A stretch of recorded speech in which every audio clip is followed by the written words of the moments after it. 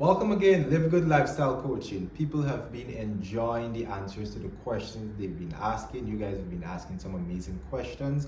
They've been commenting saying that it's very informative. And if you find it informative, I encourage you to share it with someone else. Chances are there's someone else that you know, a friend or family, who's going to find the usefulness of these answers and explanations that we're getting in these videos.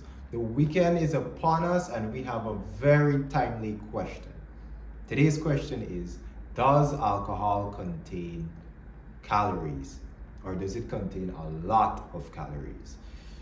Oh boy, oh boy, oh boy. If you only knew.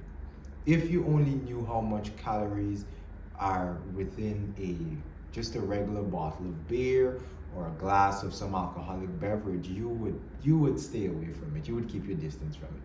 I think the first thing that we need to understand about alcohol is that it is a fluid. Now, we always encourage persons to eat their calories rather than drinking their calories. The reason why is when you drink your calories, let's say for example, there's a plate of food that contains probably about 230 calories. There's an alcoholic beverage that contains the same 230 calories. You eat the food, it would take you a while to eat it. You would eat it and it would fill up your stomach. Now, the thing about the alcoholic beverage is when you drink it, because it's a fluid, it's going to be digested in your stomach and absorb really fast, and you will have space for more. Now, you drink it, you can drink more again because space is being made for it. You went to the bathroom, you eased it out, there is space for more. You go for another one and another one. So over 2 drinks, you would consume about 460 calories over 2 glasses of drink as compared to 1 plate of food. Now, when you consume that second one, that one goes again, there's space for more. So you see how easily it is you can rack up calories by just drinking. It may not even be an alcoholic beverage, but any fluid at all that contains a lot of calories within it. So that's why we always recommend it's best for you to eat your calories. Now, the thing about alcohol is it's usually used as a social encourager. So you're at a party, at a social function, some event, anything of the sort, and there's alcoholic beverages being served. Now, as you chat, you sip. You chat, you sip, you chat, you sip. The party, the event might start, let's say 8 p.m. You start drinking at 8:30. It goes till 12, 1, 2. That's 8:30 to 9:30, 9:30 to 10:30, 10:30 to 11:30, 11:30 to 12:30, 12:30 to 1:30. Let's say you stop at 1:30 to start to ease yourself off to go home at 2. That's 5 hours. That's 5 hours that you've been sipping and chatting. You might be dancing, you might be doing anything else that people do at social functions. So you see how the alcohol is spread across that entire 5 hours?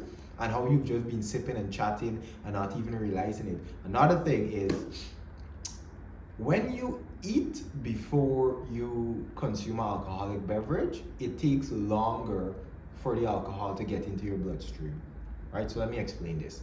You might go to a dinner. You're having dinner with a date, your spouse, friends, whoever, and then you begin to consume alcohol after.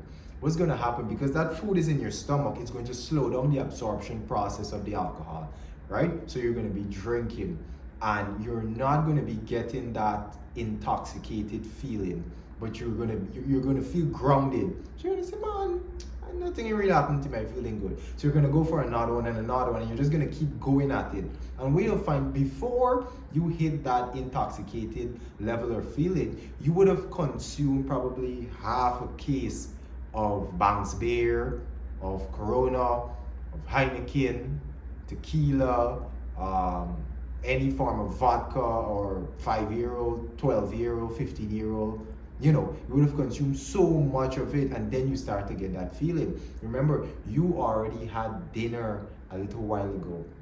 Dinner might have been, let's say, 400 calories, and then you're drinking, you're going at it. Alcohol contains a lot of carbs. What they do is they take these carbs, whether it's potato or any other form of carbs that they would use, or corn, to make the ethanol, the alcoholic substance, and it would be a concentrated form of the carbohydrate.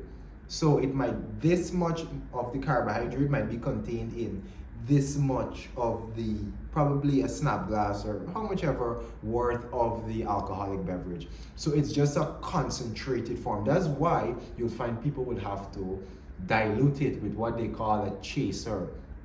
Here's what the chasers are: Coca-Cola. I don't know if people use Sprite, orange juice. People use XL. They're using energy drinks now. People use any form of sugary beverage.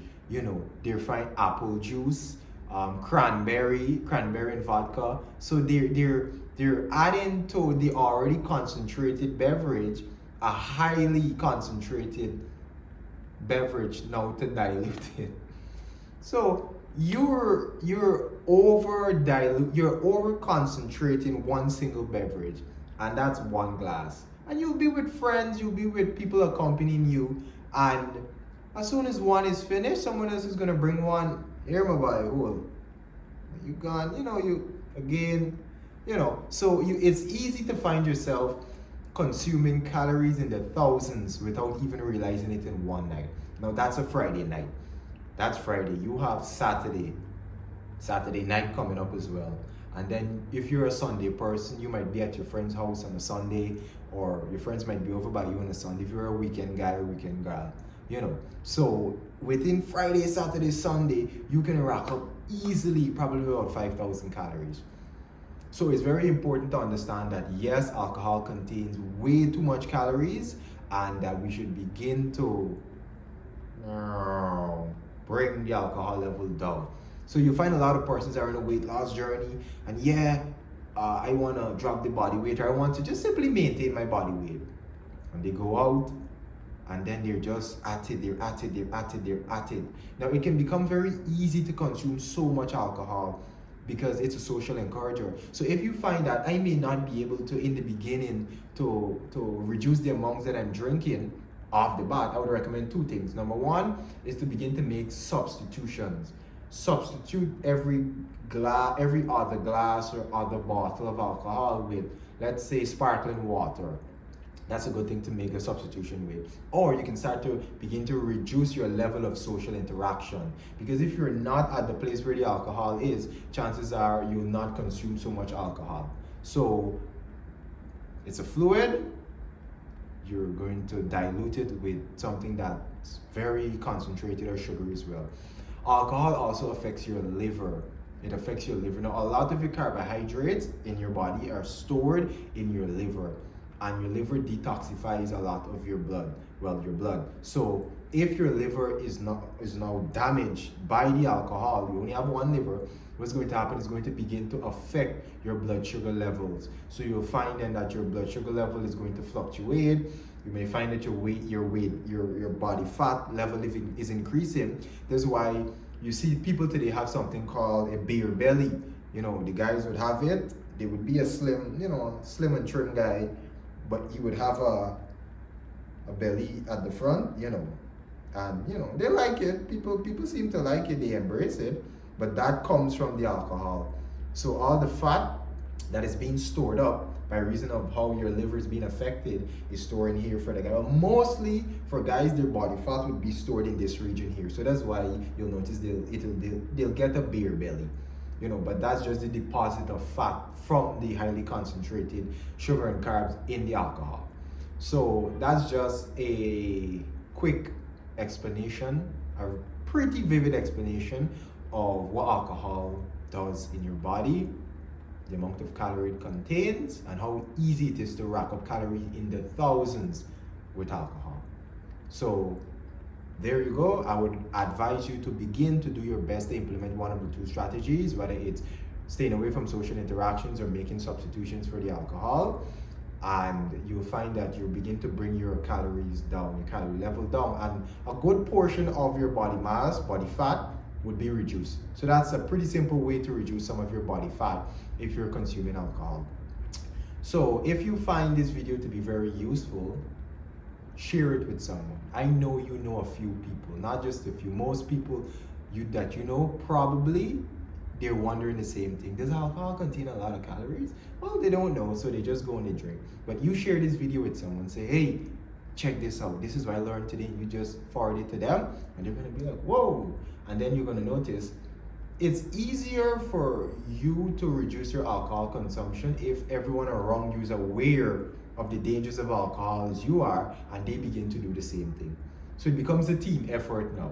So you may not necessarily in that case need to reduce your alcohol, your social interaction, but rather get your friends to become aware so that everyone can reduce your alcohol consumption.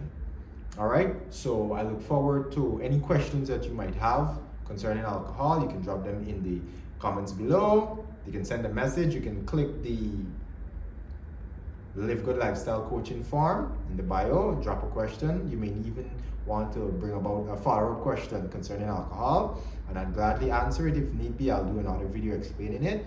But all the best, in reducing your alcohol consumption, and drink more water.